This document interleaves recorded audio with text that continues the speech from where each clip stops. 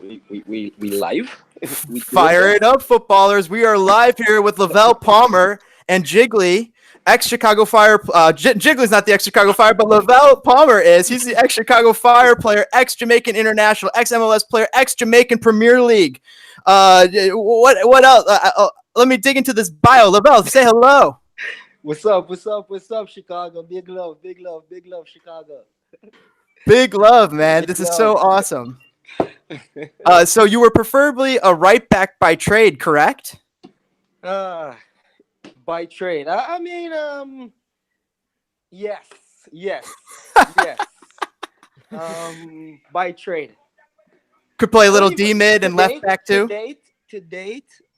To be honest, I just got myself a glass of wine. Excellent. Yeah. The truth is, the best way to to say I'm a footballer.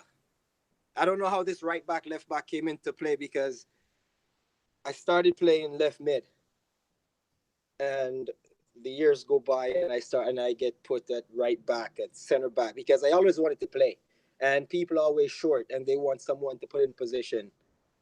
So I'm the kid that bounce about, bounce about, bounce about. So I wish I my guess brother it's was here. He's similar style. He was a striker by trade, and then he just gets bounced to the midfield into the right back position. He becomes captain of his team, and I just think those like players are the that. better. It Yeah, sounds like you have those soccer guys are the better intelligence. footballers. Yeah. Those guys are the better footballers because they get to know the game more. Hmm. They get to know the game in many different positions. Know how the game is actually played. When you're in a right back position, it's played different from when you're playing attacking midfield.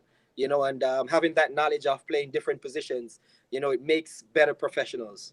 It seems like it's similar to the Dutch system, that total 90 football. Yes, it is, and that's my favorite football. The Dutch system is definitely the football that I've always tried to emulate, try to get as much as I can get of it. Ajax, so Ajax. Oh, let's tear into Ajax here in a little bit when we talk about Champions League stuff. But real quick, let's. So he played right back, D mid, left back, striker, center mid. Played everywhere. I heard in your interview you tried to make it into the Jamaica squad as a center mid, but you found that it might have been easier to make it as a right back, and that kind of played into your position change there. Yeah, I mean, as I said, playing D mid at the time that I was playing with, again, the guys that I was going up against were big time players, playing in Europe.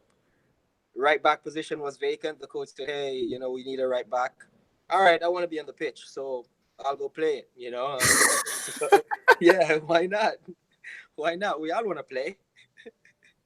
That's exactly. I'll throw this at you before we get into this. What do you think about switching into allowing more substitutions in soccer, more than three? I think it should be unlimited. The limitation should be on the coaches knowing when to make the right subs. Because limiting it to three subs, then someone gets hurt. Because they're Mhm. trying to limit injuries, concussion, and stuff like these. So there should be options. To make it easier, put things in place to make it easier. Because no coach, as much as a coach cares about a player, or say he cares about a player, if the player says, "Yeah, I can go," he'd rather have that player out there concussed, playing 11v11 to get a fair chance for him to win, than to take off a player and play 10v11 and risk losing a game.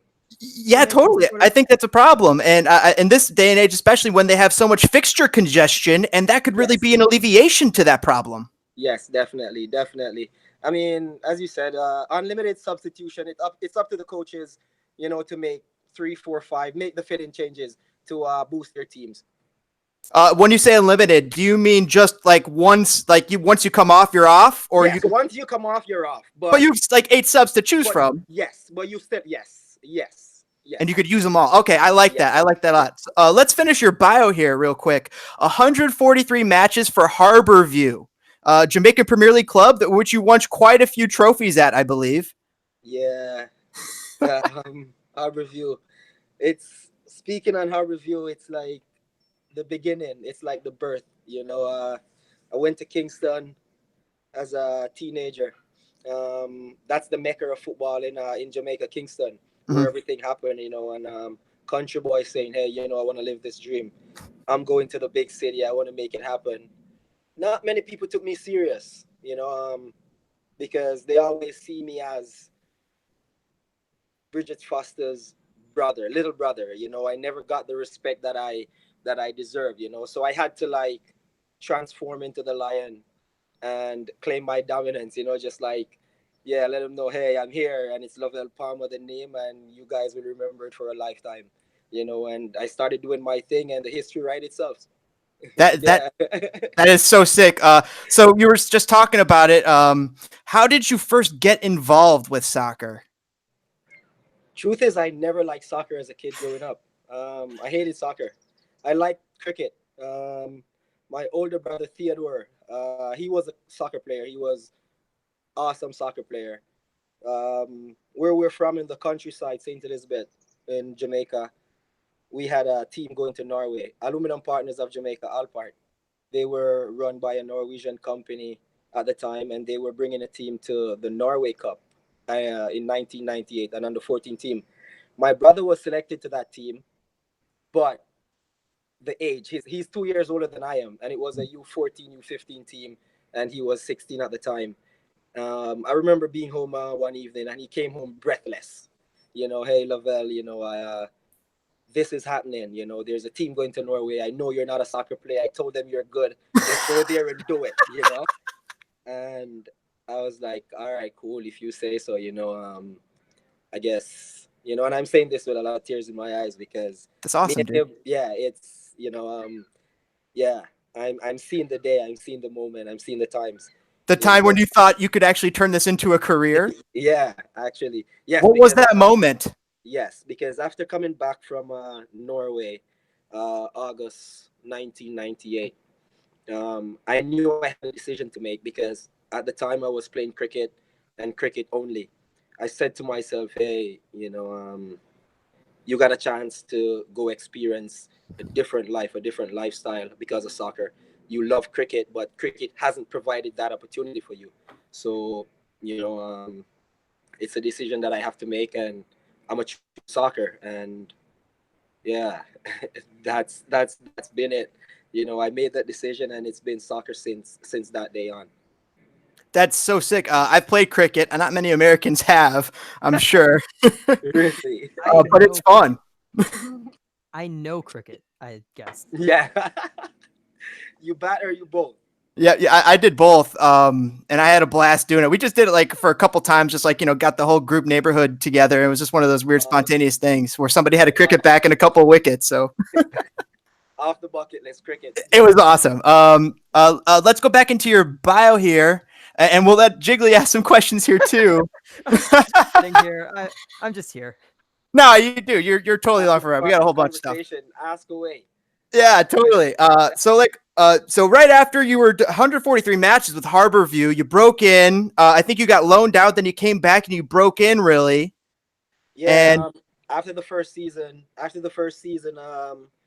got loaned out to W Connection in Trinidad for 4 months. in Trinidad and Tobago. To my Tobago. Joven Jones would be mad hearing you say that. That'd be sick if we could get him on. He just came back to MLS. Did he Yeah, Uh, he just came back to Seattle. really? Yep. I saw he was in Italy, right? He was in Italy. I think Was it or Germany? I think he was Germany. in It was League Two, Germany. I think it was Germany. with Germany. Darmstadt. I think it was Mhm. Yeah. Darmstadt. But that would be awesome to get him around. So you had 143 matches with Harbour View. You make your breakthrough. What happens? And all of a sudden you're like captain? Aren't you captain? Yeah. I became captain my second season playing for the first team. What makes a captain? That was my brother wanted to ask. What makes a captain? What qualities? A selfless man. A selfless man. A man that will put the team, his teammates, everything above himself. A man that will play any position. A man that will do anything for his team to win, including putting himself on the bench. Wow. Lovel, do you have any coaching aspirations? It will conflict. It would conflict with a lot of owners because, yeah, Talk with Wynalda. yeah. I mean, I love soccer and I love the idea of coaching because I've been around so many coaches, okay ones, bad ones, you know, and I'm yet to really find a coach or see a coach that, you know, are selfless, like coach the game you wanted it to be coached to you, because we all face something. You know, be honest. You know, have your favorite player, but your favorite player doesn't have to be a starter. Mhm. Your best friend could be on the team, but he's on the bench. He's your best friend for some other reason, you know, and he understands, and the player and the coach understands. It's a mindset. Not many people have it. When I was listening to some of your interviews earlier in preparation for this, I was like, I want to get coached by this guy. Honestly, there were so many things that you were preaching, that you were talking about, and we have a couple questions geared towards that too, where we want to ask you, trying to tear into maybe some philosophy kind of stuff like that. I mean, you're coaching soccer philosophy, all that kind of stuff. But dude, you should think about maybe getting into coaching if you can, because you have a great soccer mind, and I like your fire in you. And when you have a selfless coach like you, that's a guy you want to run through brick walls for. And I thought at times in my career, I thought I found that, you know, even with making my move to Chicago with CJ Brown. With CJ, I have to give CJ a lot of respect, a lot of credit, you know, because when I started playing with him in 2013, play with him as my coach in Real Salt Lake, I really started learning soccer as a defender, I really started learning the art of defending, the art of the game. yeah.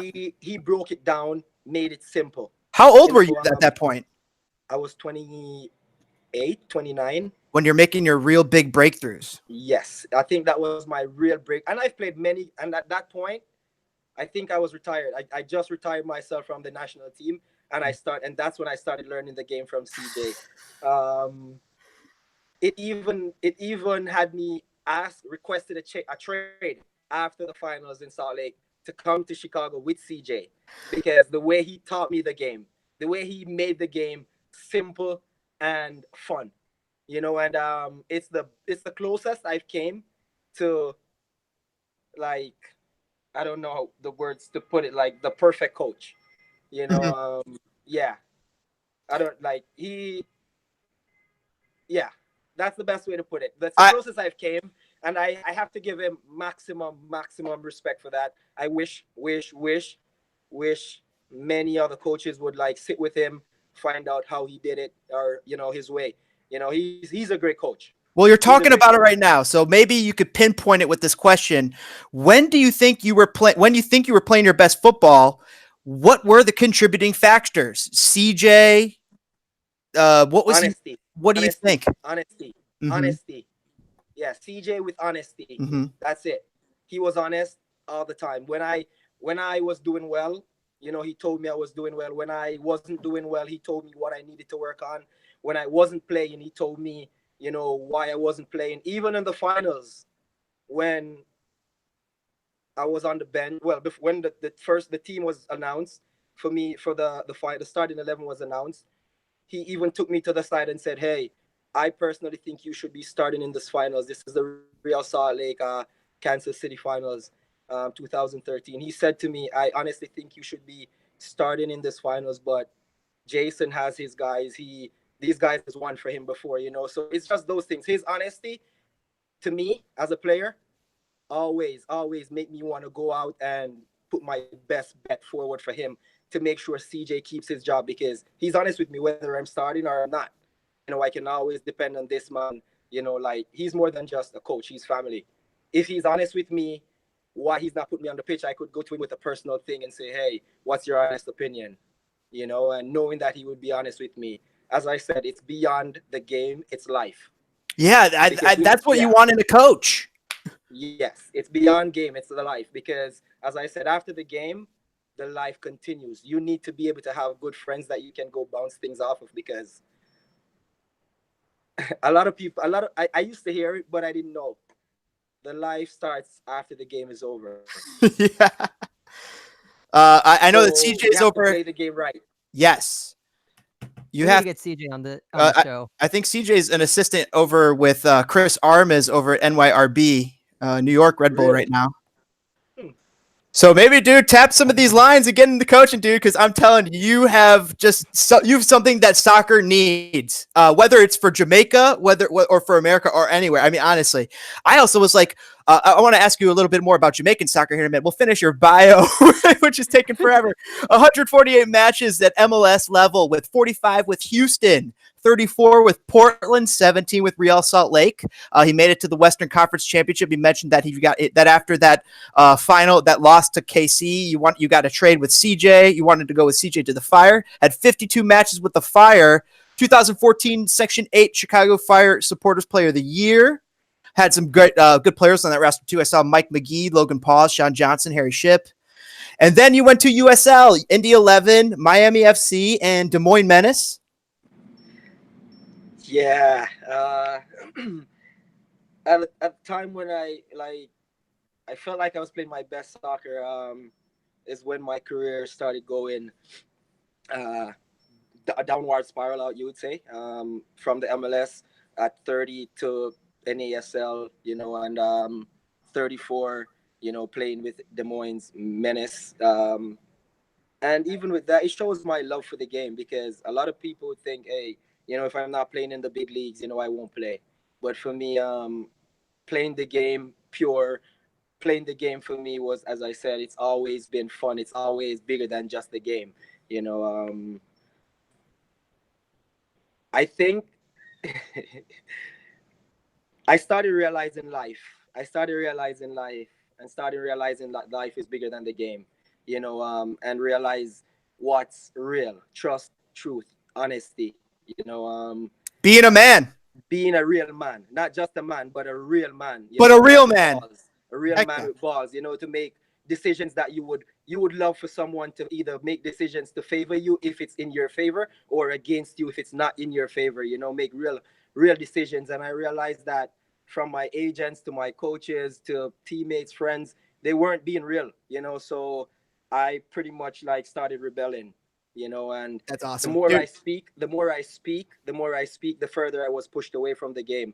And I have no regrets for speaking, because as I said, there's so much Lovel Palmer, so much guys who have big talents, who have big aspirations, good talents, but because they see the game a different way, they speak out for justice. They don't like injustice, they get pushed to the wayside because you're not saying what everyone else is saying. You're not doing what everyone else is doing. You get pushed to the wayside, but hey, a guy can be different, but once he's on the pitch, you have no problems with his game, then let him be, Somebody needs to take a chance on you, man, and hire you, honestly, because you have just this beast mode mentality, and I feel like I want to be coached by you. By the way, and let's not skip over some of the more important stuff. I mean, some very important stuff. 30 appearances at least for your home country of Jamaica, right? Yeah. As many as Wes Morgan, by the way. As many as really? as many. I think he has 30 on the dot, and he's done too as far as international. Yeah. But as Wes Morgan, one thing I noticed with the Jamaican Internationals, it's like they weren't able to capture some of their best players at all the same times and get them capped at the right times. And it seems like there was an inconsistency in call-up sometimes. Yes. The Jamaica national team, it's I don't even know. It's a power trip. Everyone wants to say, hey, and I wouldn't even it's bigger than just the Jamaica national team. Football. Yeah. Everyone wants to be the god of football, and football is bigger than everyone. The game is so much bigger than everyone. We all have a little part to play in it. We all have a little part. Just play your part, play it well. So when your part is called up or is being shown on the big screen, people remember it. Don't try to be the entire game. You remind me of Eric Wynalda when he was saying that I don't need a guy who looks at the field and thinks he can do these four things. I need the guy who just fill his role. And it's so funny. You keep mentioning Eric, right? Mm-hmm. And it's a man that again, growing up in MLS, he seemed like he was always that black sheep, mm-hmm. He's hired, by the way, in Las Vegas. I'm telling you, there's a club for you. No, but I'm saying, like, I've had very few interactions with him, mm-hmm. and knowing the impression that was painted in my head via social media, via US soccer, or what I've seen of him, I always have a picture in my head of this man who is an outlaw, but whenever he sees me, it's respect. you know, and he always gets results. He always speaks like he see the game in a different way. And then as I start seeing the game, speaking the game the way I see it and feel it, I started getting the same treatment that I started realizing, oh, Eric, you know, when you keep mentioning him, I realized, oh, yeah, there's something similar. Thinking back on it, on his career, on his time, why is this man couldn't become a coach? Couldn't be a coach in the MLS? You know, he's vocal. He speaks his mind. He really does. You And know, it's a and bit as you weird. said, I need a player to play his role, play right back. Just do your role that I ask you to do. This is what I ask you to do. Do this. Don't do anything else. This is what I ask you. I'm building this. Right. The biggest problem is people trying to do more than is needed. You're filling a role. Everybody, it's a team. Yes. Play your role. We actually had his campaign manager, Eric Wynalda's campaign manager, when he was running for presidency. We had him on the podcast a month or two ago. It was an awesome podcast. He was talking about the future of American soccer, what needs to be done. He had Eric Wynalda on his podcast a couple weeks ago too. So he's been doing some good things. This guy named Daniel Workman, but dude, let me 30 appearances for Jamaica, as many as Wes Morgan, who won the Premier League title with Leicester. And Jiggly, let's start with some questions here. Oh, I was about to hop in and just mention something about how it's really weird how people like you and Wynalda are being pushed away by the higher ups in soccer. Meanwhile, the fans absolutely love you kind of people, like the kind of people who do speak their minds. Great point. Yeah. Well, I mean, of course, because we aren't bigger than the fans. We're just one of you guys in a different position. No, it's the truth though. Being a coach of an MLS team or an MLS player doesn't mean that you're better than the person sitting in the stands watching you. It just means that you have different talents. You know, so I wouldn't treat someone else different. You know, so that's how I treat the game. That's how I see the game. That's how I see people. It's just different people in different roles. If I was doing the podcast, I would love for you to be able to say, hey, yes, I would do it for you, Lovel, no problem. Not because, you know, so why not do it for someone else? It's just equality. It's life. Let's Jiggly. I'll tear into this. So I wanted to ask you about Jamaican soccer because I have a little of affinity for it. I went to an international match between Venezuela and Jamaica a couple years back, 2016, 2017. Oh, that the Copa? That was the Copa, and Wes Morgan just arrived in time to that game. I was wearing a Jamie Vardy jersey. My brother was wearing a Drinkwater jersey. And my other brother was wearing a Mahrez jersey. So we're sitting front row at Soldier Field, and the game ends. Jamaica, I think they lose or tie to Venezuela. By the way, awesome tailgate. The Venezuela fans were giving us like these mad food, just awesome stuff. Half the Jamaican fans showed up a little late. It was kind of funny. Like 10 minutes of the match, all of a sudden they were all there. And it was the greatest soccer match, the most fun soccer match I've ever been to. The fans were a blast. We had both sides just like cheering. We were neutral, so we didn't care. And we were wearing Leicester jerseys right after they won the Premiership. Nobody had those, and people were coming up to us, asking us questions. We're screaming, hollering for Wes Morgan after he's walking off the field. He turns, ducks his head, and starts running over. It comes over, shakes our hands, says thank you, and we're saying thank you, Captain Morgan. We're just like, oh, like we're in awe. Everybody around us is going crazy for Captain Morgan. It was so sick. It was one of the greatest soccer days of my life. Was Jamaica versus Venezuela. No, but that's what the game is, though, and that's why you have favorite players, and that's why your favorite player is a down-to-earth player. You know, because Wes Morgan, he made your day just by coming over. It's just a regular dude. He put himself in that stand as a younger kid, hoping that his favorite player would have come over. That's so. By the way, he's the same age as you, 34, I believe. Really? Yes. And the same amount of appearances. So, like I was saying about Jamaica not nailing the right talent at the right time. Yeah, I mean, yes. Back to that point. Yes, I mean, we never could get it together. As I said, it was always a power trip. You know, a new coach get appointed. He wants to overdo everything that person did. You know, hey, no, he must have done something good. So let me take the good piece from what he did and put it with my philosophy. You know, But some people, it's just this big power trip. Nelson Rodriguez is one of those persons. You know, coming to the Fire when he did, and I want uncommon men, and you're gonna get rid of 30 players and bring in 30 new ones. How stupid are you? At no point in time that will ever work. Since 2010, I've came to the league, and every single year, the Fire, and I've noticed it even when I wasn't playing for the Fire is the only team I've gone to play or played against, and every time I've gone, they have at least 10 to 15 new players every season. It's really interesting that you mentioned that, because that's something that Nelson had mentioned, like in a press conference, about why he kept around Paunovic as a coach, about having consistency in management. Meanwhile, there's no consistency with the players on the pitch.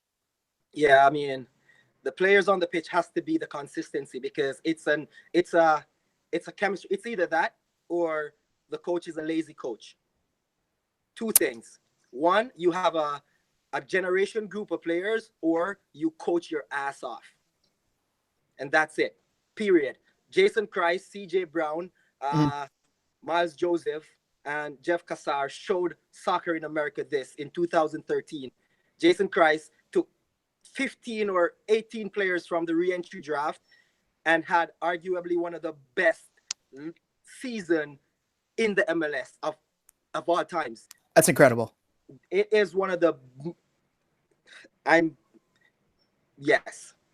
utmost respect for those guys. And until you can do that, Jason Christ, CJ Brown, Miles Joseph, those guys made me want to coach. It's the first time I've ever thought about being a coach, because those guys coached like we played hard every single day.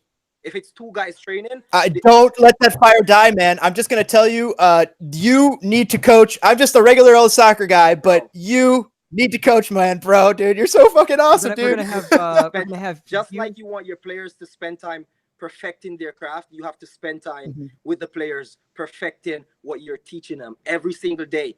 I went to Real Salt Lake February 19th for preseason, and every single day from preseason we did from the first day of preseason with those guys, we did 1v1 defending and attacking to 11v11 defending and attacking. Every single day we progressed in the training to the point where we got to 11v11, and that's when we started playing team. So we had to defend individually and collectively. We had to learn that.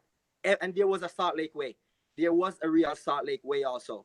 There's a philosophy. There's a philosophy. And he taught that philosophy every single day from day 1 to December 7th. We lost in the finals, and we never changed. I could have closed my eyes knowing where my passes are. Jose Mourinho was talking about this in a recent interview when he was talking, and he was praising Klopp, and he was just saying, football is about philosophy, and it's not just about tactics. It's about instilling the philosophy, and then after that, the tactics come second. Yes. And the first time I learned that was in 2013 with CJ Brown, Jason Christ, Miles Joseph, and Jeff Cassar. And this is right after they had that big run to the CONCACAF finals.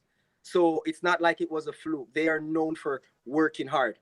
I remember those teams. Those teams were quality, and people were astounded because they came out of nowhere. Yes. It came out of a lot of hard work. And so back to the Fire, it's either the coach is very, very lazy, or the head office is impatient with the teams. Teams being the locker room. Mm-hmm. Yes. I think something there. Yes. They have to be patient. Could be both. Could honestly be both. No, I mean, of course. I know it's both. I'm just saying, it's with a team that's not doing well for over a decade. It's impatience by the front office, and it's structural. Yeah. Yes, and lazy. Yeah, it's structural. It's not the guys in the lot. Because I'll also say this. In 2014, when I came to Chicago, right after coming from Real Salt Lake in this super team, the locker room, I looked man to man in the locker room on all of our guys in Chicago, and I pictured every single guy back in Salt Lake in that locker room, and I said to myself, I have a good chance because man for man, we're better than what we had in Salt Lake. Wow. Yes, I I honestly think that. But a job was placed on CJ Brown that was bigger than him. Mhm. Yes. What's his name? Cool. Frank Yallop. Frank Yallop. Frank Yallop put a job on CJ Brown that was way bigger than him, Mhm. and that's what gave us that kind of season. Because if you think back on that season, we had 20 ties. Can you imagine if we were working and attacking or just doing a little bit more work? We could have won 20 games. I was astounded when I looked at that roster, and I was like, "There's a boatload of talent on here," and they That was a didn't. big roster, but lazy coach, lazy Mike, front office. yeah, Mike McGee, Sega, Cigares, Mike, Pat Niako, Yarko, Baki Logan Paws, Sumari, Bakari Sumari, Hurtado, Jeff Laronowicz. Lorenowitz, Team was Big Red. too stacked, bro. I was hurting for the fans. This is the reason I love Chicago. This is the reason that Chicago is, or one of the yes, it's one of the reasons Chicago is my favorite team, my favorite club, my favorite. The fans are awesome. They drive to Bridgeview every single day. Me and Matt Watson, we joked about it so much. We don't even want to drive to Bridgeview, and we're players. Oh my God. We don't even want to drive to Bridgeview and we're players, right? But just to say this, when we go there and we do the work and the front office is coming up short on the guys every single day. Every single day they're coming up The short. front office and they're coming up short on the guys every single day. Chicago is one of the biggest markets in MLS. And then they're pulling their pockets out. They're pulling their pockets out crying poor. Chicago is one of the richest, biggest markets in the MLS. And I'm so disappointed for what the fans are getting every single day in, day out for what they've given to the city. It's disappointed. It's disappointing. So if let's just say we're gonna say that Houtman isn't in charge anymore and it's just Mansueto and he's just giving you money. You're in charge of the Fire. How would you change and make the team better? Like as a coach or as like a technical director, if you're there. The fire is not a quick fix. Right? The fire is not a quick fix.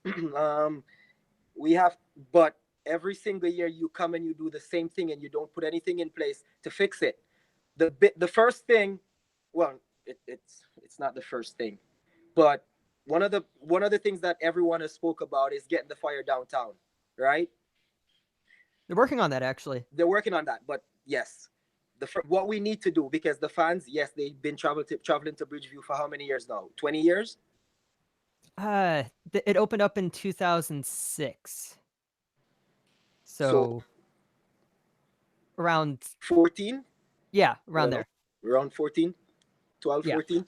Okay. They're driving there for these many years now. They're still going to come there for another 3 years, 4 years. Give yourself 4 years. Put together a good roster. Be patient with the guys. Keep the guys. Get a good coach who's willing to spend time and coach a philosophy. The academy has to be taught the same things, right? From the academy up to the first team, has to be taught the same things. When I went and played with Salt Lake, Justen Glad was 16 years old at the time. And I played a reserve game with this kid. I was playing center mid at the time, and he played right back. And there was a little bit of selfish bone in me, like, oh, I don't want this kid to come back here. He's too good. He's going to take my spot. And this kid was 16. Wow. So I'm not surprised seeing Justen being the player he is right now in the MLS. And all of this came from the Salt Lake Academy ground. In Salt Lake, you could take any kid from the academy and put him into the first team, and you would think that this kid is a first team player. That's crazy. And it's the same philosophy being taught when Jason Christ was there. I don't know if it's changed, but when Jason was there, it's the same system for everyone. The reserve team, the first team, the youth, everything. It's yes. I was telling my brother, who's a head coach for a high school, and he's just got named head coach. This was his first season, and we're talking. And I'm kind of like, his de facto assistant coach. He game plans with me. We figure stuff out. Jeffrey, the other coach for this, the other host for this, and I was telling him, this is now that we've had the first year, we got to figure out the game plan for all levels of his thing, not just the seniors, but the sophomores, the freshmen. And just like you're saying, you got to get a philosophy, a game plan that they know when they go up to the next level, it's the same thing. And they go up to the next level, it's the same thing. And they can actually grow better as players. Yes. And I always say this, the system of the club should always have a system, and the system should be the foundation, the grassroots, right? Because and we speak of grassroots, and I don't think we even know how deep it is. Everything comes up, it springs right up. If you cut it, it springs right back. You don't need to plant another seed. So you bring in a player, right? He already know the 4-4-2. He knows the wing back position. So once you bring him in, if the wing back is out, say your first choice wing back is out, you bring up an academy player, boom, you didn't lose anything. He knows the same things. He has the same tactical instructions. Yes, it has to be that culture coming from the root, and it comes up and it just flourishes into that big, beautiful tree that you cultivate. But you have to prune it. You have to work on it every day. The first thing, I think the first rule of success as a coach, get like-minded coaches on your team.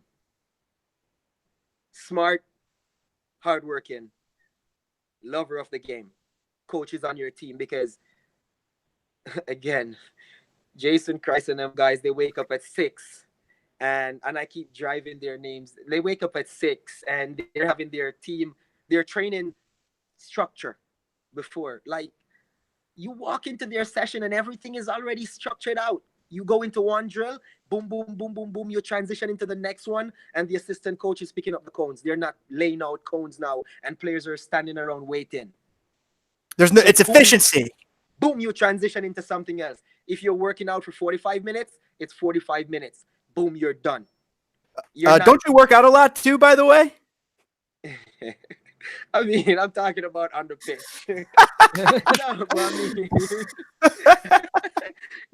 But I mean, like, everything is structured, but even being in the gym, that's when I really started lifting. I don't remember what's our strength coach name at the time, but every man, there was a program for every man, and every man has to walk in at 8:45, do your workout, and then go to practice.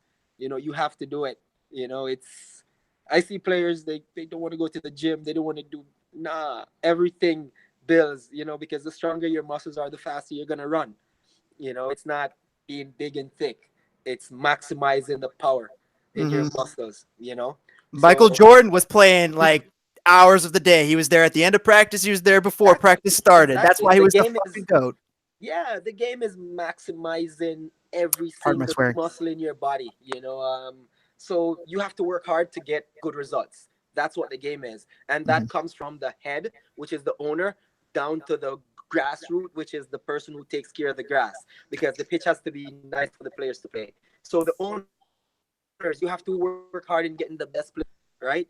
And it comes down to your front office. They have to work hard every day to make sure the stands are full. You have fans. You hold every single one at a high standard, but you, as the owner, first and foremost, have to be doing the work.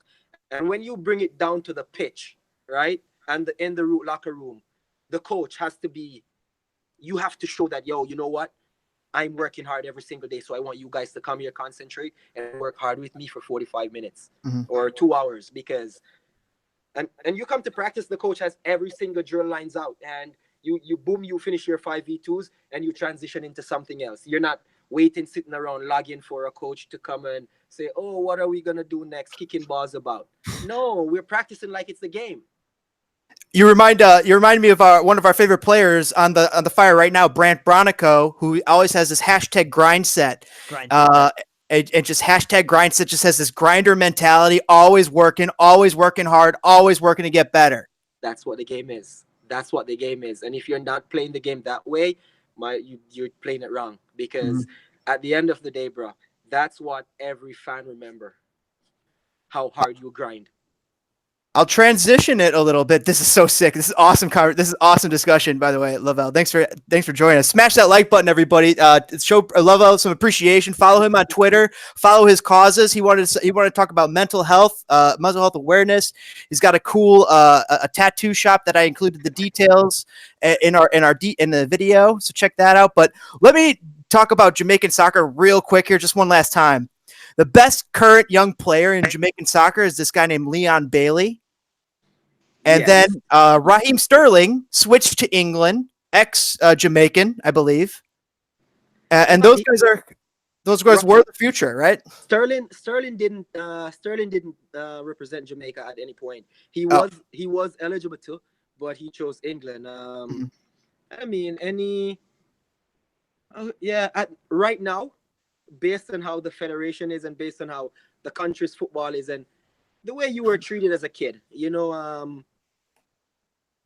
any kid that is probably looking glamour is not, beyond root is they're gonna go for it. Leon, I really hope Leon, can be that change and, play for the national team, be the one to bring the national team to the next level, because every team, has a generation. And I think Leon, could inspire a great generation in Jamaica. Ricardo Gardner did it. Or West. I think Ricardo Gardner did it. Bibi Gardner. Ricardo was the first player to do it in '98 when he brought the team to World Cup. And he went to Bolton, played there for a long time. It's one of the biggest talents that we had. He opened the door for us. So, what was his name again, Lovel? Ricardo Gardner. He played with Bolton Wanderers for a long time. Another important name I heard you refer to was Nyron Noseworthy. Yes, Nyron Noseworthy. Yeah, I have a lot of respect for that guy. Nyron and what's this kid? Adrian Mariappa. Yes. A lot of respect for those guys because they're the two English-based guys that I played with over my 30 games with the national team, and those guys also understand what national pride was. They came in and every single game, every single day, they fought for the colors. I remember my last game, I think it was with the national team. We beat Antigua.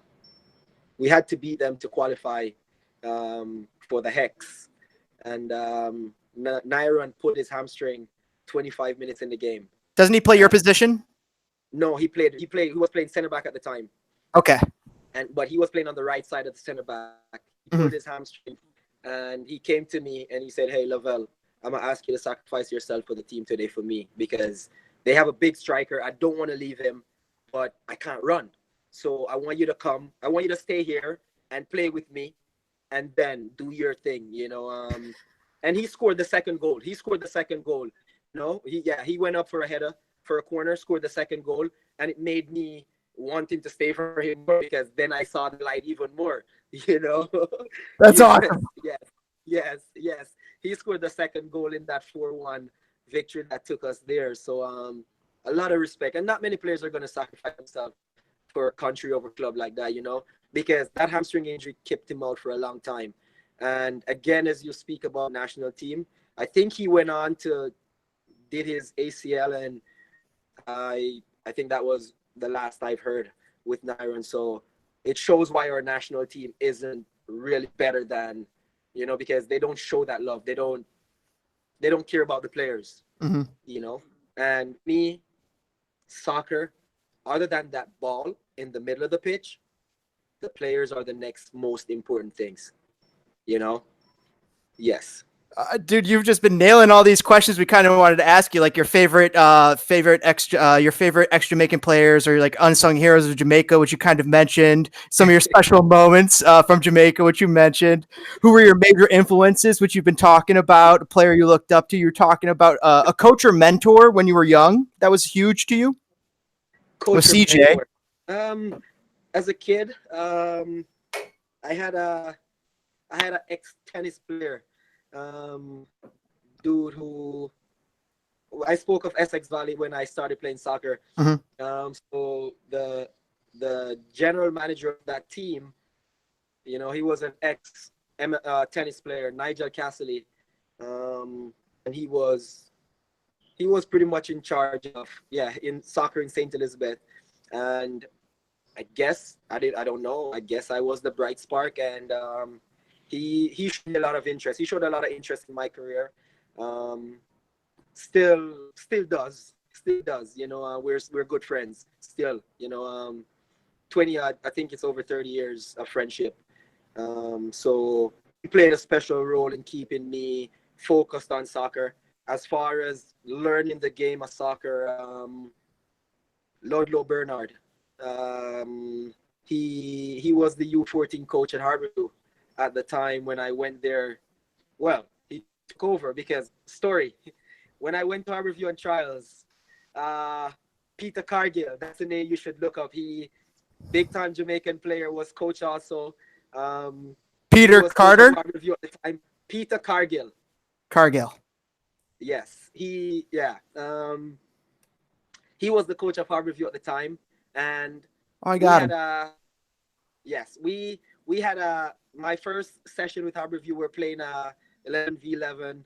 Got a ball on the right side. I was playing right back. And I think I dribbled past maybe 3 guys, you know, and I got up into their 18-yard box, ready to cross the ball. And he stopped me saying, why am I running with the ball? I should pass it. And he sent me home. Yes, he sent me home. And I was like, all right, cool. And went back to St. Elizabeth and just doing my thing. Wasn't trying to play soccer, nothing really. And then I went home one evening. My mom told me that Ludlow Bernard, coach from Harborview, called. And I was like, okay. that was the reaction, because I knew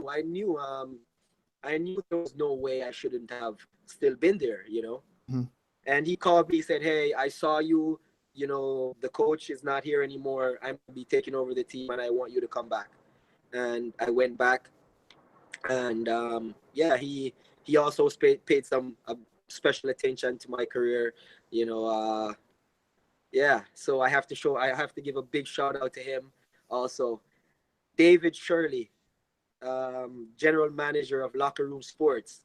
I was very fortunate as a kid that the moment I started playing soccer, I was always sponsored by a shoe company.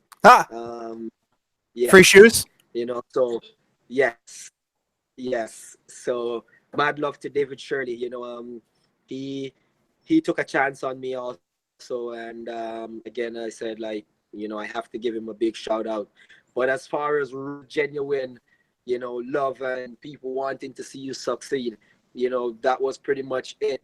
And coming to America, CJ Brown really showed me, you know, that special attention. But it's the game would be bigger and better if everyone was looking out for the interest of the game and not themselves. Yes, absolutely. My personal, it's how I see the game. You know, the biggest problem with American soccer is American soccer itself. You know, everyone wants to be the big man. No one wants the game itself to grow. No one too much business orientated. Yes, no one is willing to say, I will be second fiddle to the game. Everyone wants to be bigger than the game. It's not even the club or the players. It's the game. Many people don't respect the game itself. Yes, the game was here for us, and we will leave the game here. So respect the game.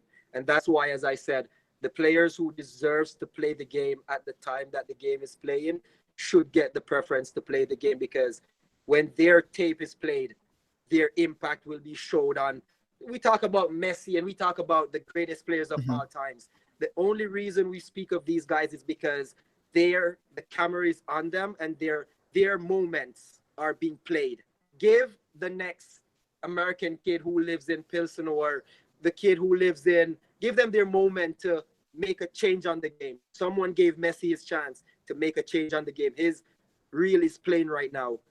There is another Messi somewhere, or there's another kid somewhere who has a big impact to play. Probably it's not even the game itself, but the game will give him that stepping stone to make that bigger change. Because as I said, the game is bigger than just the game. It's the life. And the other thing is steal from the best. Steal from all these great coaches, Pep Guardiola, Jose. Wade Barrett said one thing to me. He said, every time you go around the game, just be that sponge. Don't try to be anything else. Mm-hmm. Wade Barrett says, be that sponge. Soak up everything that's great. Soak up everything that's great about the game and make it into who you are, into what you want to be. Wade Barrett, and I remember that. You know, he was my captain in a matter of fact, he retired so I could have signed with Justen. Shit. Oh, Yeah. damn. Yeah. Wade Barrett, he retired in 2010 so I could have gotten on the roster. What? Yeah. Yes. Wow. He retired, yeah. Yeah. Damn. Damn, man. That's a man, though. It's a teammate. Yes. Yes. And again, that Justen team is what taught me that selflessness, because I walked into an older locker room, what people would say older locker room in 2010, and I learned all that wisdom. One of the great stories, young kid, fiery, went on trials in 2010 February in Florida, Orlando, with Justen, right? Banged in a banger from center mid. I saw it. It was so sick. Against insane. Dallas, you know, feeling myself and everything. You Yeah. know, like, yeah, you know, I'm going back to Jamaica with a contract. Didn't get one at the time. What's his name? Wilde Harris, because I was furious. Wilde Harris called and said, hey, bro, the fact that they want you to come back to Houston means that they saw something, you know, they're giving you a second chance. And again, as I said, it's just the wise olds that I've associated myself with, giving them that respect. Wilde Harris with switchback. He's an ex-MLS player, Colorado Rapids, I think with the New England Revolutions, Jamaican International, you know, big time human, just a great dude. You know, he said, hey, I should go. So yeah, I went to Houston for that 2-week trials. The first day I was about to walk out for training, Craig Weber called me. We were walking over to the pitch for practice. Weber put his arm around me and he said, hey, let me say this to you. I know you're probably mad that they didn't give you a contract in Orlando, but the coach really just want to see you in the locker room, how you interact with the guys. You know, he wants to see, you know, I just want you to come here, shake hands, say good morning, just be a team player.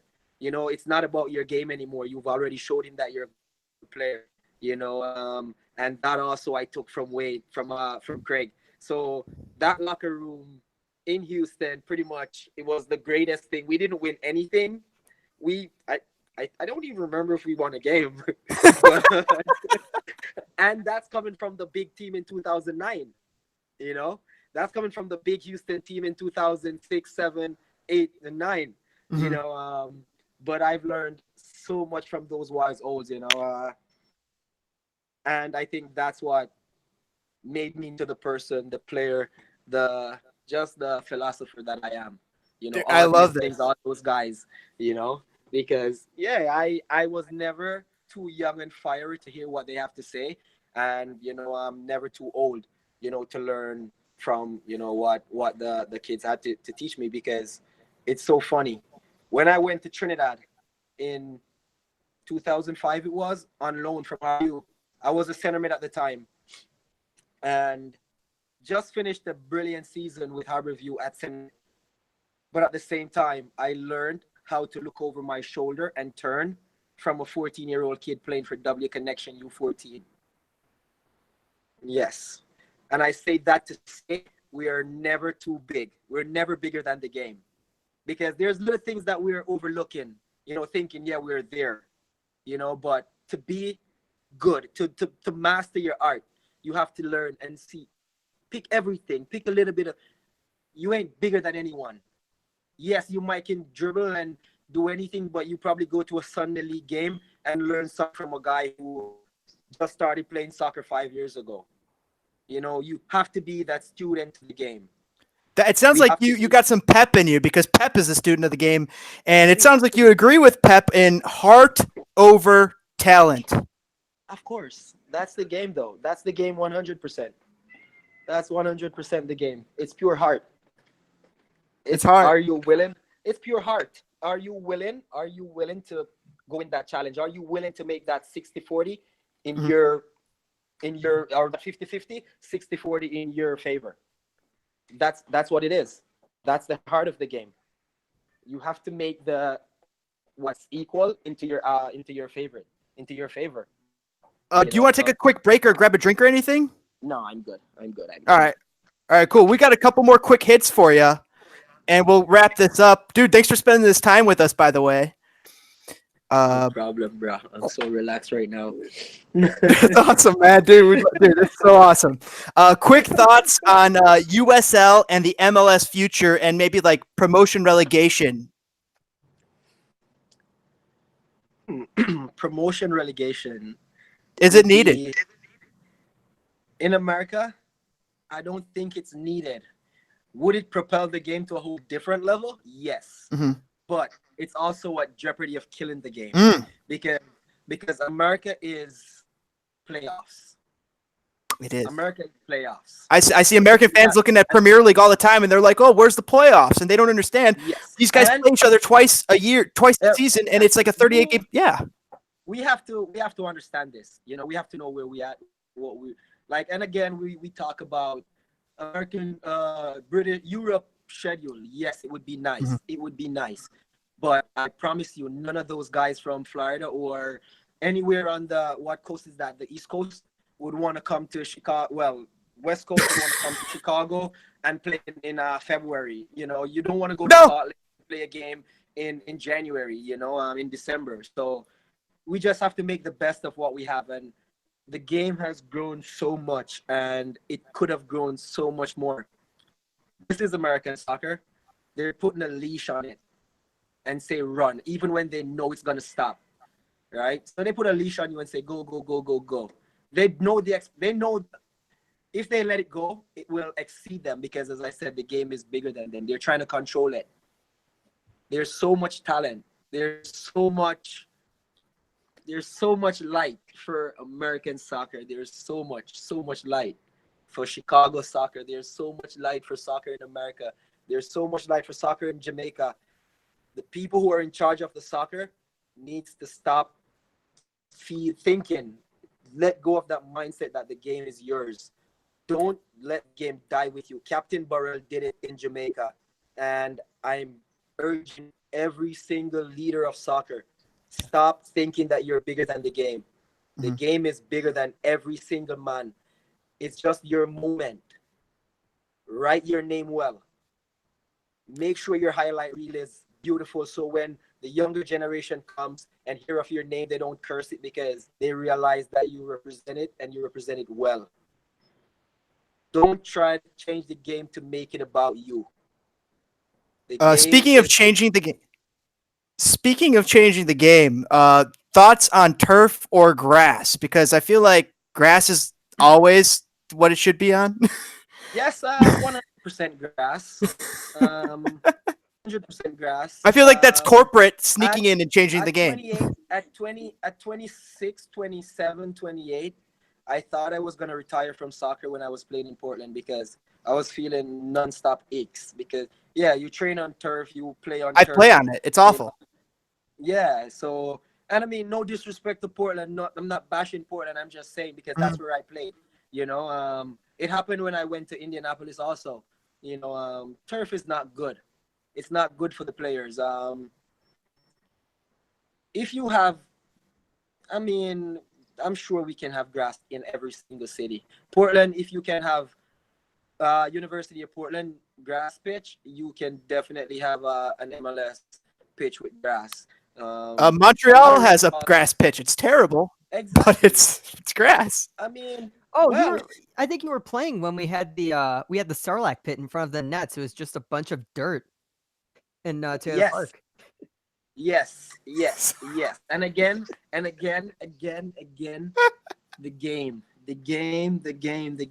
game is. It's people putting themselves above the game. That's what you're saying. Yeah. You have to be servants of the game. Mm-hmm. We have to be servants of the game. The ground staff cannot want to be a player. A couple quick hits for you. Thoughts on the potential Nelson said maybe about refreshing the badge of the Chicago Fire. Maybe they move to Soldier Field. It seems like that's in the cards. Oh, there's I'm an sorry. update like that happened just before we Repeat for went me, on air please. about the stadium, but we can save it for just after. Say it right now. No, I'm saying, Oh, what did Nelson say? Nelson. Well, this isn't about the stadium, but Nelson said that there were some rumors about there was going to be a rebrand of the Chicago Fire. A rebrand. Yeah. A Why, refreshing of the crest. Why? I don't know. Nelson Nobody really knows. likes the idea of a Why rebrand. is He that really likes important? Chicago Why is City. that important? Why is that? How is that important in putting a winning team on the pitch? Great question. Great question. How is that important in putting a winning team on the pitch? Not. You're gonna just give him a fancy logo, a more fancy bad team? I don't know. Here's your fancy pants. Yeah, I don't know. We're gonna dress it up and make it look like it's I don't know. I have no idea. These guys did they ever play soccer though? That's what we always ask. You know, I've looked it up. We always with ask that. Nelson. I've looked it up, and apparently he's been involved with soccer for a very long time, but I don't think he's ever actually played. Love to see him kick a soccer No, ball. listen, okay, another thing, and I have to take my shot. The Fire is the Fire, and it's awesome. I've loved the Fire before I came here. And if the Fire really wants to stay the Fire, they should fire Rodriguez. Get rid of him. Get rid of him. Because the last time I saw Rodriguez in any organization, it's now LAFC and it's Chivas. Chivas. No, it's now LAFC, yeah. And it's better without him. Yep. Yeah. So if you're gonna rebrand it without him. Mansueto, if you're listening. I put my hand up right now, and I will say this because I said it before. I think Nelson Rodriguez was brought to Chicago to kill the Fire. Wow. He did it for Chivas. He did it in Chivas, and I personally think that I wouldn't be surprised if Nelson Rodriguez is working behind the scene with someone from downtown Chicago who has a plan to take over some team or something. Because there's no way you come to Chicago and you make the moves that you did, saying that you want to make a better team. Exactly. Obviously, There's no you way. come here with an agenda to kill the Fire. And There's no whoever doesn't way. see that is blinded. There's a by- famous saying, I don't know. you can't piss on me Yes. and tell me it's raining, because that's what all Fire fans are seeing. This guy is just a liar. And we're just like, oh my God. Yes. I'm going to tell you, like, this man, he gets rid of everyone who has a little bit of sense about what's happening or what he's trying to do. He interviewed every single man. He interviewed every man, right? Or so he speak. And every man that I spoke to on interviews, and they said and things they suggested, right? Rodriguez got rid of them, and none of those were implemented. But we see. If you speak to more ex-Fire guys from that year, and just this is what I ask of you, if they're willing to speak, you try to speak to more Fire guys of the year 2015. Absolutely. When Rodriguez came to take over and the guys he got rid of. If you could get any pull with McGee or Sega and can help them get on the show, we'll have them. Yes, and how it went. You know, I mean, the truth is, and I speak this, soccer means so much to me, and it's bigger than I am, that I'm willing to walk away from it, not looking anything from it. I'm not looking a job from soccer. I'm not looking a job from soccer. I'm not looking a job from MLS. I'm not looking a job from any club. So I can speak my truth, how they've treated me, how the MLS has been, how every coach, how every player, how every teammate are. Because I'm not looking anything from any. Level, okay, you're back. I gave the game every single thing I've had, and I've never cheated the game. I've never lied to the game. I've never cheated my teammates. Even when I didn't speak to my teammates off the pitch, on the pitch, for me, they're gods. They're gods. That's how I see soccer. You're dangerous. You're so honest. That's why it makes you so dangerous. That's it. I don't Dude, need I love it. anything from anyone. Nothing. I came to the game with what I had, and I worked my ass off for everything I got. And if you should ask me, I deserve more, but I'm willing to leave with what I got. I can tell, and I know, dude. And the other cool thing is that so much respect to you. Very humble. Very humble. Dude, so much respect to you that you have that you have that you are so strong that you could call this out, you could be so honest that you could say these things, and you're like, I don't care. I want to give to the game. Of course, bro. The game has done so much for me. The game is medication. Yes. The game is a life lesson. The game teaches us about life. Don't try to change that. Don't try to corrupt that. No. It hurts when I see a kid says, oh, I don't want to go play for the Fire. I don't want to play for Jamaica. Or I don't want to play for Harbour. That hurts. Because every kid who plays soccer should aspire to play for their home team, their hometown, their country. So whoever changes or corrupt those kids' mind to make them not want to do it should be eradicated from the game. Yep, get them out. Get them out. I'm all on board with that. I know that with the Fire, for somebody who, like, I know some people who were in the academy around that time, and there's a couple of them who were saying, I don't know if I want to play for the Fire or not. There were some of them who are looking for Generation Adidas contracts out of college so that they wouldn't have to play for the Fire. I mean, yeah. I know guys, like now kids in Jamaica, they don't want to play in the local Premier League. They don't want to play for the national team. And I'm like, it hurts because growing up, that's all I wanted to do, because Onandelo, Walter Boyd, all those big guys that I grew up watching, they played in the local league. It propelled them to where they are, you know, and there's no way you can go without stepping, and to see that you killed that dream in a kid. Well, that's awful. You made a kid. Yeah, you woke up a kid from his dream. That's unforgivable. And there's a lot of killers of dreams out there for that. We need positive. Yes. Yeah. Back to the stadium question. We were talking about Fire might be moving to Soldier Field. Also, quick question: favorite stadium or stadiums that you have played at? Fire moving to Soldier Field would be awesome, but that's not the fix. Okay. Put a good team. You put a good team on the pitch. Mm-hmm. Within 4 years, make a run to the MLS Cup Finals, and I promise you, make a run to the MLS Cup Finals and be consistent for another 3, 4, 5 years. I promise you that downtown would have no problem in facilitating another giant sports team in the city, creating jobs for people in the city. But they need Chicago could be Seattle or bigger. Chicago could be Portland or bigger. Chicago could be any. It should be. It's criminal that it's not. It's criminal that it's not. It is beyond criminal. It is beyond criminal that it's not. It's one of the biggest markets in the country. Stop stifling Chicago soccer.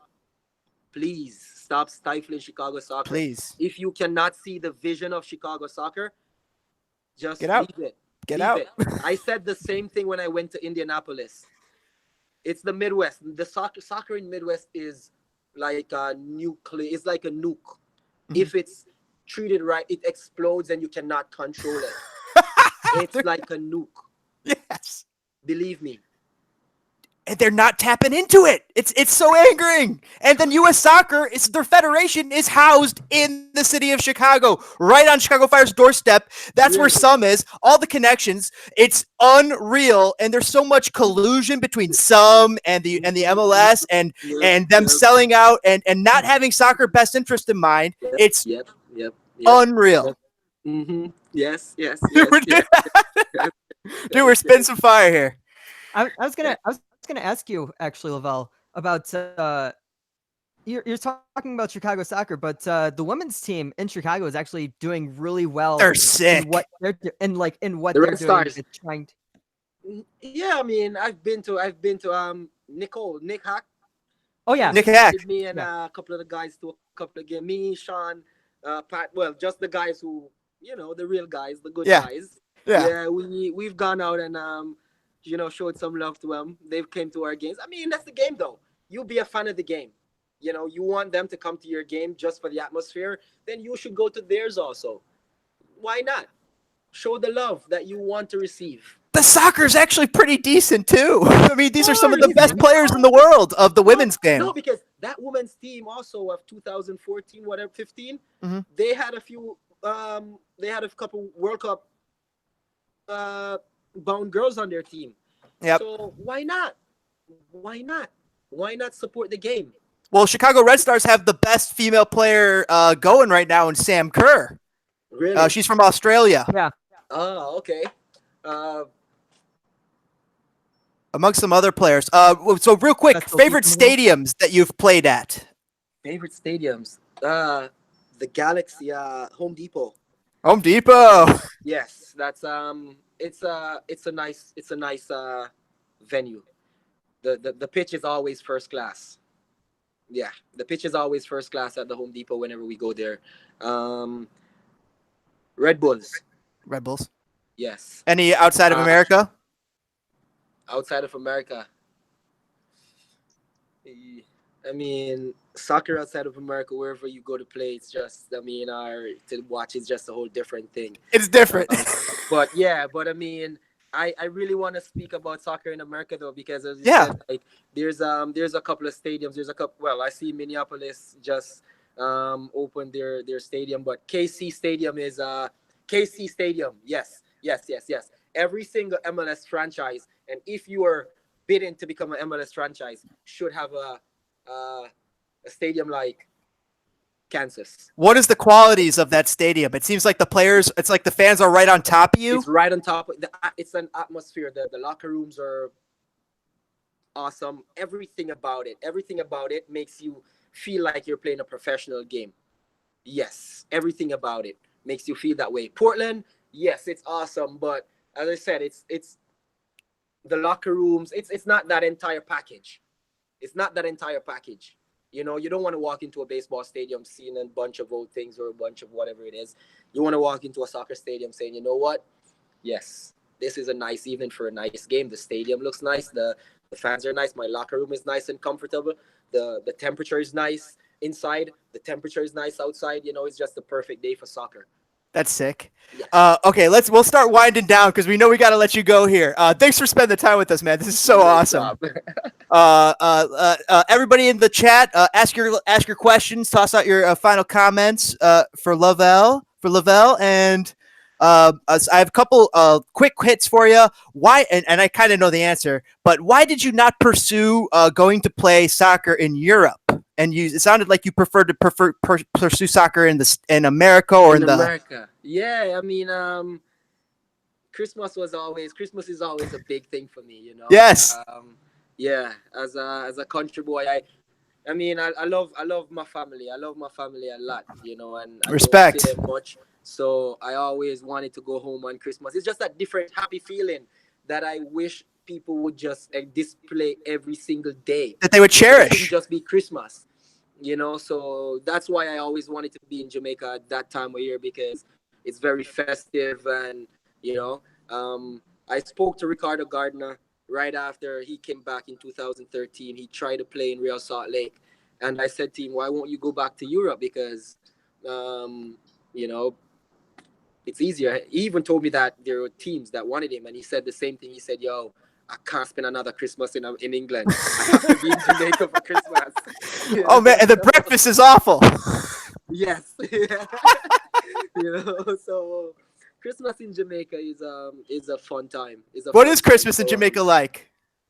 It's just festive. Christmas in Jamaica. There's no snow. It's no snow. Yes, the weather is. So Christmas in Jamaica the weather is like fall in America. Yeah. So you know that's already beautiful, and the food, and it's just parties, and it's just. What is some of the food? Jerk chicken. Jerk chicken. Jerk chicken, rice and peas, curry goat, fish. Everything is just pure joy. It's like, I think I've never been, but from what I've heard of Louisiana, in what's that? Louisiana. What happens in Louisiana? Mardi Gras. Mardi Gras. Yeah, some just party every single. It's a blast, dude. Go check it out sometime. Yes, it's fun. just fun, food and fun, you know. And everyone's happy. So I never wanted to miss that. I can relate. Now that I'm not playing, not pursuing a career, then, you know, maybe I can experience some white Christmas, you know. Yes. It's the living is limitless now. Expectations limitless. Living is limitless. You won't miss it in Chicago. Yes. I mean, Chicago is beautiful. I have mad love, mad respect for Chicago. Big love, big love, big love for Chicago always. That's awesome. Change Yeah, I gears. mean, I Worst, appreciate all the cities that I played in. worst or toughest moment of your career, followed up by your greatest or favorite soccer moments of your entire career. Worst or toughest Yeah, moment of my worst or career. toughest moment, like your toughest moment. You got There passed was a over time by the when national team. no, I mean all of that. I mean, I knew I would overcome. I knew Heck yeah. playing. I know playing wise, no one could stop me from play. No one Mm. could ever stop me from play because my talent wasn't given to me by a normal human being.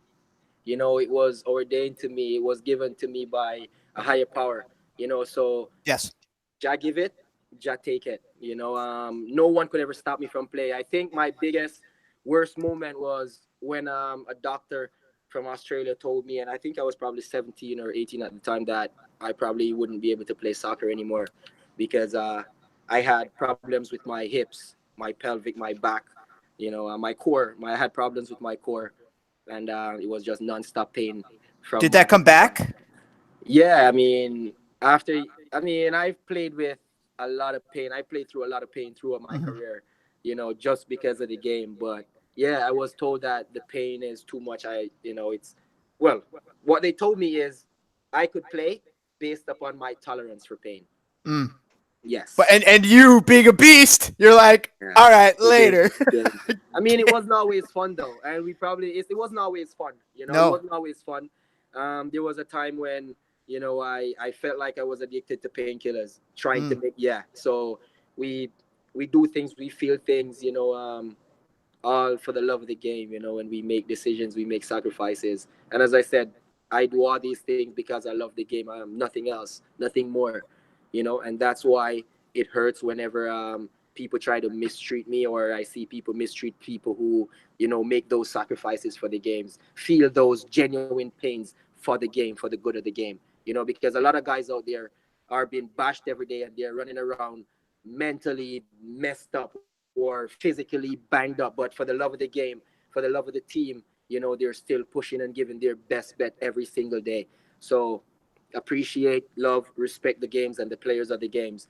As long as you can see that everyone is giving their 100% towards the game, love and respect that. Part of life is just overcoming those hurdles, and that's part of the game too, like you're saying. It is. Uh, It is. how does one retire from football, and how much do you miss playing? That was from my brother Jeffrey, who's an ex-soccer player. You never retire from football. You said that earlier. Yeah, you never retire from football, especially when football is life. Because you retire from football, you retire. Well, I speak for myself. For me personally, I would never retire from the game because the game is life for me. It saved me, it gave me a second chance at life. So for me to retire from that means I retire from life. No. So I'm a baller for life. Heck yeah. Yes. Am I chasing a professional career? No, I'm not. But my instincts from us being a soccer player, my way of life, everything that I've learned as a soccer player, my discipline, my strengths, working on my weaknesses, because we all do as people. So football is teaching me life, and I use my football experiences to get me through a day-to-day experiences in life. I got six last questions for you here. We're almost done. Oh my god, dude! I can't believe we're torn through this. You mentioned Ajax earlier and how you love how Total Football Netherlands, and I said we get back to that. Let's get back to that. Ajax lost to Tottenham in the Champions League. What a freaking match that I'm was! sorry, but I'm a Spurs fan also. Yeah. So All yes. right, we got some Spurs fans in the chat, I'm sure. So it was a hard day.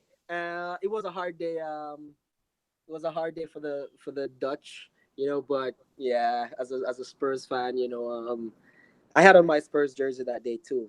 One of the Yeah. greatest. Oh, you asked about the greatest moment. Oh yeah, Grace. One of the greatest moments was playing against Tottenham here, of course. Ah. Being that they're my favorite team. Yes, yes, yes, yes. Being that they're my favorite team, that was an awesome moment. But also, I think my all-time favorite moment is scoring that goal on July 13th, September Mhm. 13th. Um, yes, September 13th, and shouting out my buddy Griffin. Uh, Yeah, cancer survivor. Yeah, cancer survivor. Yep, Yes. nice, So fantastic. yeah, we beat that. Yes. That's So huge.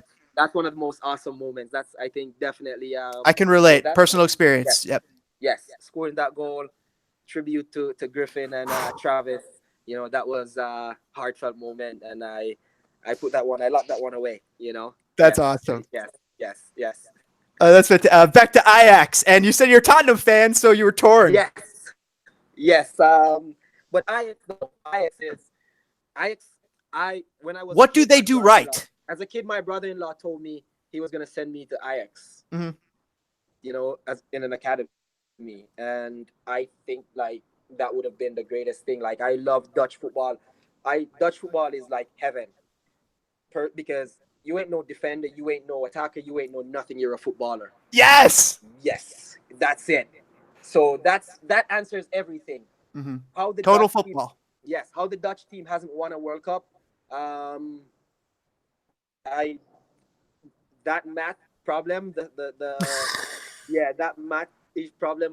The professor hasn't born yet to It's solve a that problem. small place. Yes, yes, yes. But Dutch football is everything. It's everything. And if my unborn kids are gonna play soccer, I would want them to learn the Dutch way or none. Mm-hmm.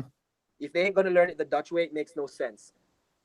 Yes, Tottenham versus Liverpool. Who's gonna win Tottenham of in the course. Champions League? Tottenham's Tottenham, gonna of win. course. So you like Pochettino over Klopp, or what's your feelings there? Ooh, Because they both are no, fantastic coaches. I know, and I would probably say I like Klopp more, but then people would say, "How aren't you a Liverpool fan?" Oh, But you don't have to be. Pochettino inherited something that is close to me, Mm-hmm. you know, and he's improved it. So there's no way. Yes, he inherited something great and he improved it. Mm-hmm. So you have to give him that respect. Klopp is everything. From what I've seen on the outside, is everything, you know, that a player probably is, that perfect coach that we're talking about, you know. But He then, reminds me of you. yes, you cannot go against the man who got something good and make it better. Mm-hmm. Yes, And Pochettino they have has a done what we're talking philosophy. They both have a philosophy about. that's core to them. Can you Yes. speak to that at all? I mean, but that's the game. And we Mm-hmm. speak of it. The best coaches are the coaches who win with their philosophy, loses with their philosophy, because there will be no misunderstanding. Mm-hmm. I take the blame today because Absolutely. they were better than we were. Or, yes, or we won. Our way was better. Our way was better. That's I, it. I, I had a question from the chat. It was asking about being a right back, and they were asking about coming back from injury. What do you recommend as some exercises that they should do? Complete body strength. Complete core body Complete, strength there, Ben. complete strength. Yes, everything. The gym should be your home. The gym should be your home. And I will say Talk this, to right? everybody for this. Just everybody should be I working will out. say this, right? Mhm. Soccer as a player, right? The game, as much time as you spend on the field, you should spend that time or more becoming stronger and more flexible. What do you So work out? You yoga, say core? no, everything, total body. Total body. Because it's a Like total total 90, like body total football. balance. You can't have a bigger chest bigger upper body than you have than a smaller leg. You have to be balanced. So you Mhm. have to spend the same amount of time on every single body part. Make it as strong as it can be. Spend time. I'll It's go a one lot of further. work. Also educate. Also doing your brain. Also working your brain. Educating Yes. yourself on these things Yes. too. Yes. Yes. You have to be a Whether it's student. You have to be a student. You have to mentally you have to see the game before you even play it. You have to be you in got the to be a game. sponge. Yes, you have to be the game. So your life should be soccer. It's yes. That sounds like that's your soccer philosophy, which was one of my other questions. Yes, your life should be soccer. And the reason I said that is because a couple weeks ago caught myself in the mirror and asked myself, where did 20 years go? Holy crap. Yes, but then I looked back at the highlights and I was like, oh shit, it was That's awesome. awesome. It was So freaking sick, man. It was yes, awesome. yes. So that's definitely it. Don't make the 20-year pass you. and you look back at the highlight reel and it's, and it's crap because it will depress you. Make sure you make it count. Make it count. This is just great advice in Work life. hard. I'm turning. Yeah. Work hard and make it count, because as I said, all we have is that 15 to 20 years.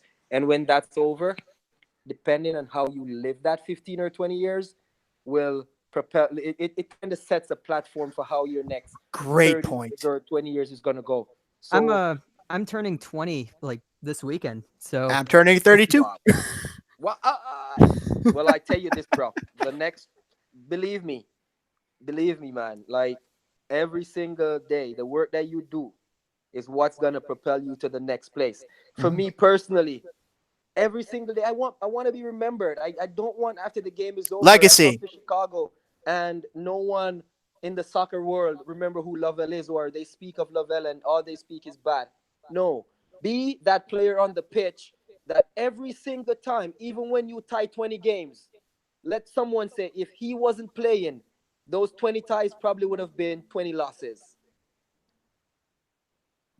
That should be in the back of your brain every single time. Always try to, if you're not doing good in offense, make sure your defense is great. If you're not well in defense, make sure you're creating scoring opportunities. At no point in time you should take a day off being on the pitch. If you can't dribble, learn how to dribble. Learn how to dribble. Take the time to go in the backyard. That's Bro, what it takes. That's the that game is dedication. time and patience. Dedication. Time, patience, dedication. It's not going to come to you overnight. Cristiano Ronaldo was not built in a day. No. And it was built. I'm happy you said that. Cristiano Ronaldo was not built in one day. Repeat that again. Say it again. Cristiano Ronaldo was not built in one day. Built. Built. Yes, and I respect that. That is pure hard work. Whether he scores 1 million goals, he win the Champions League like Barcelona and Messi, I don't care. That man shows me that he knows what hard work is. Speaking to that, if you were a manager or a GM and you could pick any player in the world today to build your team around, who would it be? Cristiano Ronaldo. I heard Virgil van Dijk as a shout out earlier, and I really like that one too. Yeah. He's beast mode too. Physical sentinel, just denies everything. I mean, that's what it has to be. And when I say that, right, I'm not saying he's gonna be the poster boy of what everyone needs to be like. Ultimate team player. Ultimate team player. I think you're asking me who is my ultimate team player. Who that you've ever played with? I think Javier Morales. Javier Morales, Kyle Beckerman. That's awesome. Yes. Who's the most talented player you've ever played against? Played against. David Beckham. David Becks. He's my favorite player. That's sick. That's sick, man. I mean, Dax McCarty is one of the hardest motherfuckers I've ever played against, though. Dax, yes. Captain McCarty. Shout out to the Ginge. Shout out to the Ginger Ninja. If he would ever come on the podcast, we'd be happy to have him. Yeah, no, that'd be awesome. Yes, when I was in my prime, 24, playing for Houston, he was in Dallas, and you know that rivalry. Yeah. Yep. I always say to myself, how is it that this little Ginger cannot run out of steam? You know, he runs, he tackles, I'm happy to see that he's the captain of Chicago. I just wish they wouldn't give him a basket to carry the water that he's, that they're doing. Yes. Yep. They need absolutely. If you are a GM and you could pick any coach to coach your team, who is it? Jason Christ, CJ Brown, Miles Joseph. That's an awesome coaching team. And Lovel Palmer as a strength and conditioning. Let's go! Yes, I'm on board. Let's get this going. And now this is maybe you could speak to this. How has this is from my brother who also played outside back, and I mentioned to you that he kind of moved all over, kind of similar to you. How has the outside back spot changed since you've played? that spot will never change. It can't change. Mhm. An outside back is an outside back. You're an attacker who Mhm. provides defense, who also defends. You know, I'm a the Dutch way, total Yep. football. So it will never change. I It love will that. never change. Yes. Tactics are evolving. What do you think is the next evolution? Tactics is evolving. What's the next evolution? The evolution has to be the mind, Yes. because the mind of the players has to evolve. So no matter how much tactics you want to show, you still have players that come to practice and you show them a drill, and whenever it's their turn, they mess it up. So the mind has to evolve with the tactics and the game. Toots and the Maytals or Bob Marley and the Wailers? Bob, of course. Bob over Toots? Yeah, bro. Unless you're gonna go to the bush doctor, unless you're gonna say, unless you're gonna go Peter. Yeah, Peter Tosh. Oh, Yeah. Peter's Beastly. Yes. I asked because one of my friends was in a reggae band way back in the day. What was it? Oh man, they texted to me way back. They're like 40, 50 years old now. Really? We saw the Wailers. We had a private show for the Wailers. I want to say the last 8 months ago they came to Chicago. We kind of had a private show because of our guy. Really? True Democracy was the band he played with, and yeah, dude, we got to hang with the Wailers. So I'm walking into the show and I'm looking at this guy who's walking into the show with this girl, and oh my god, wait till you hear who it is. Wailers guitarist. I'm looking at this guy. I'm like, wow, that guy just looks like he plays guitar, and it's fucking Junior Marvin. Who? It's Junior Marvin of the Wailers, who's their Is guitarist. okay? Or their bassist, one of the guys. But anyway, I'm like looking at this guy. I'm like, wow, this guy looks like he's in the band. I was just laughing with my fiance, and sure enough, we see him on the stage, and he's like the main guy, and he's just up there jamming, doing his thing. It was so awesome. The Wailers. Actually, I've seen the Wailers twice. Really? Awesome Really? stuff. Mhm. Wow. And I've never seen them in concerts, but Dude, I've seen their. Lollapalooza, boy, back in the day. Oh crap! I've never seen them, but their music, like whenever you listen to Bob and the Wailers right now, the things he speak of, so Oh yeah. definitely Bob. I mean, Toots. Shout out your favorite songs, Mr. Brown. Bob, everything. One Love, Shot the Sheriff, Buffalo Soldier. Any secret tracks that you like? I'm sorry? Any secret tracks you like of his? Like I like Mr. Brown. That's not the one that not a lot of people know. No, I don't know. No, I don't know that one. Oh, dude, check it out. It's a jam, dude. Really? Mr. Brown is my jam. What? Definitely check that one out. I haven't seen that one. Oh my god, if you'll know it when you hear it. Okay. Maybe you'll know it. I don't know. Maybe you'll know. If you know Bob, you'll be like, oh, I've heard this one before. It's just like, oh man, it's just such a feel good groove. Mr. Brown. Yeah, but Any other favorite music artists or anything you want to shout out there? I mean, I've listened to I listen to a lot of music. I love music. I think music is next to soccer. Mm-hmm. Yeah, the message music is it's also therapy. Yeah, it's art. It's beautiful art. So I respect that. Do you So play? every musician who puts out positive music, it's mad props to him. Damien, Steven, the Marley boys, they've definitely kept up the Marley name. Have to give, yeah, you have to, have to respect that. You also have a bunch of young guys now in Jamaica coming up doing the reggae music, keeping it alive, and the music is it's awesome. Damien has what Red Hills, Stony Hill, his new album Stony Hill is unreal. Steven, Revolution, everything that these guys do, they keep the music positive, and it stimulates the mind. Dude, you being a music lover, you gotta get to New Orleans and just listen to some of that stuff. Just get into some of these cool clubs. It is so cool. I've heard that, and that's one of the reasons I actually wanted to come to Chicago. I did go, went to a couple of blues and jazz clubs. Listen a couple some jazz and some blues in my time here in Chicago, my early days when I just moved here, because I saw a lot of that on the TV. New Jackson, Orleans though Chicago. is a different animal, Lavelle. Really, I'm telling really. you, man. I've had Chicago, and it's great. And it's if you can't go to New Orleans, you go to Chicago. Chicago. Okay, But okay, if you okay. can get to Preservation Hall.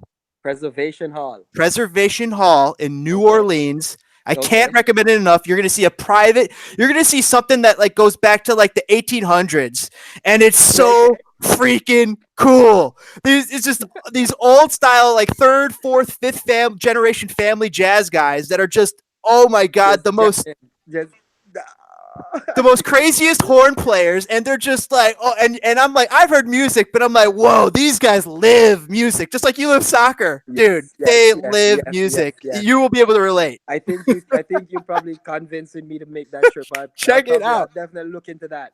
That'll be awesome. Speaking of this, your go-to thing that you recommend to people that they experience in Chicago. My go-to in Chicago. What do you tell them to go check out in Chicago? Pizza, Well, a no, football game. no. Personally, I'm a lover of nature. Mm, So I'll go to the beach. I'll awesome. go to the beach or go try and find a lake somewhere. I love the adventure. I love going out. If not, I try to keep my space clear because my mind I won't allow it to be corrupt. So I challenge you. Venture towards New Buffalo, Michigan. Buffalo, Fantastic. Michigan. New Buffalo, Okay. Michigan. It crap. I don't want to say a swear word. It craps on all the beaches of Chicago because it's clean, and it's amazing. I mean, and you could just go start New Buffalo and work your way up Okay. that side of the third coast, and so many clean, great beaches. You'll walk around as awesome beach. Nobody knows who you are. You're gonna have a freaking blast. Just start in New Buffalo and just kind of check out those towns up along that area there. Definitely will check It that. it is awesome, and it's right in the area. It's so awesome. Redemax is a good burger joint in there, by the way. Best spot to visit in Jamaica. Best spot to visit in Jamaica. Everywhere in Jamaica is the best spot. Let's go. But I'll say this though. Pelican Bar, the Pelican Mhm. Bar in Saint Elizabeth, Treasure Beach.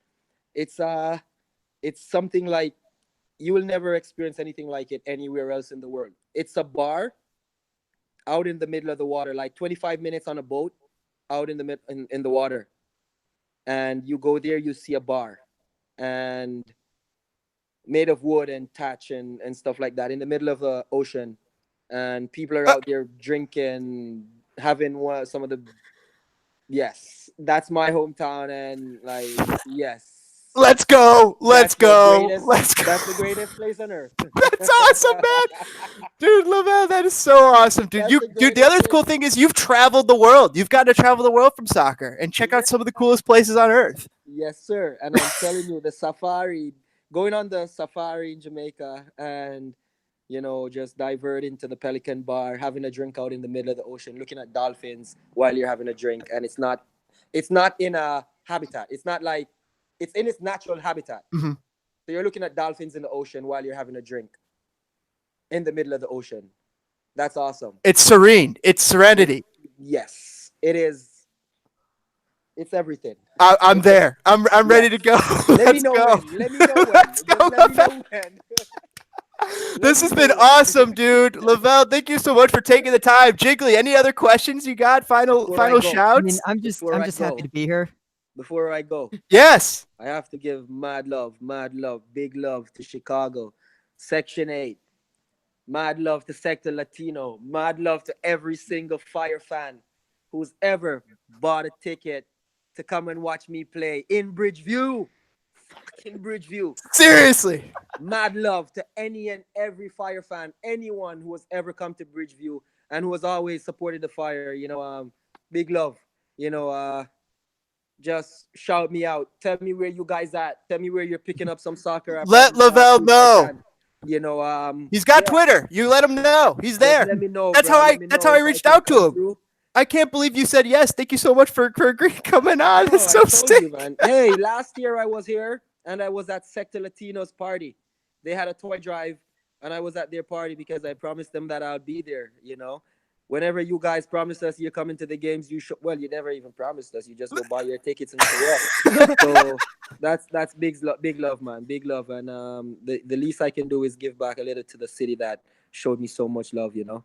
Absolutely. Lovel, this has been an incredible podcast. I gotta say, this is like in the Hall of Fame for me. Dude, sorry.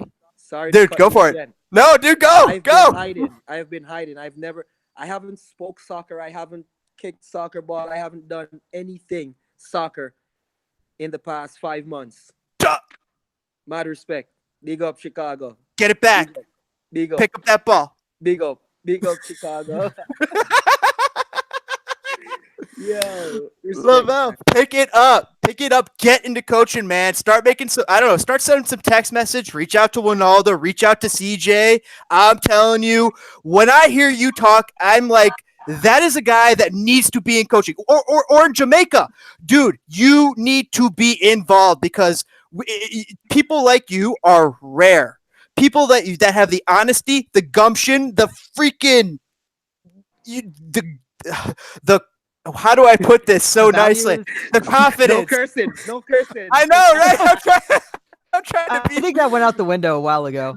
I know, seriously, but so much dude. You got the biggest freaking balls. It is so freaking sick. Keep doing what you're doing. Keep going. So much respect. So much love. Thank you for spending the time with us. That's awesome, dude. Love your message. Don't stop. Don't stop. Don't stop. No one can stop you. The only time they stop you is when you stop. Yep. Yes. You're your own biggest enemy. You are. Much respect, man. Dude, excellent life lessons that you gave for us today. Incredible podcast. Any final thoughts, everybody?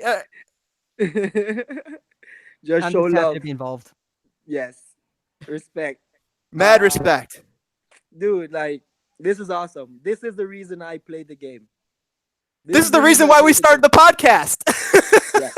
Yes. Just to talk fire because they don't talk about him on the radio. They don't talk about him anywhere. And we're like, well, me and my brother, we got so pissed. We're like, screw it. We'll talk about him. And we'll just, and we wanted to be like a nice place where players felt like they could like come on, talk, have fun. And then we go back to living our lives and go back and loving soccer.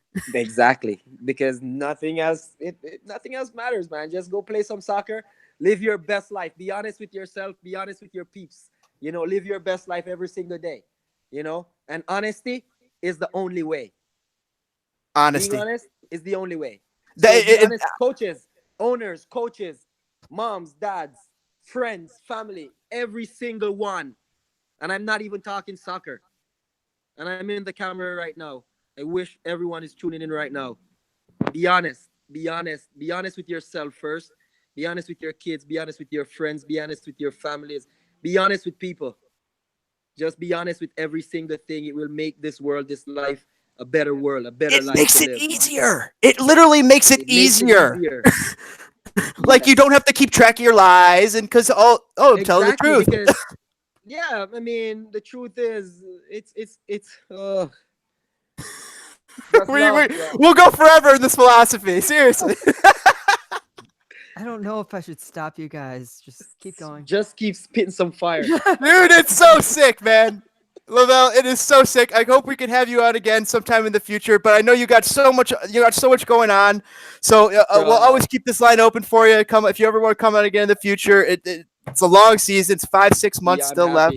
But dude, go kick some ass because I know you're doing it. Every day. Every day. Dude, this was baller status. This was amazing. Thank you so much. I can't even thank you so much. So much appreciation from us and from our fans and from the chat and from all the listeners and from Chicago Fire fans. We spoke barely about soccer, even though we spoke so much because we just spoke honestly. We spoke true. And it was a discussion. It wasn't like an interview. Exactly. We asked you, interview you a little bit, but yeah, it's a discussion. Yes, that's what it should be. That's what it should be.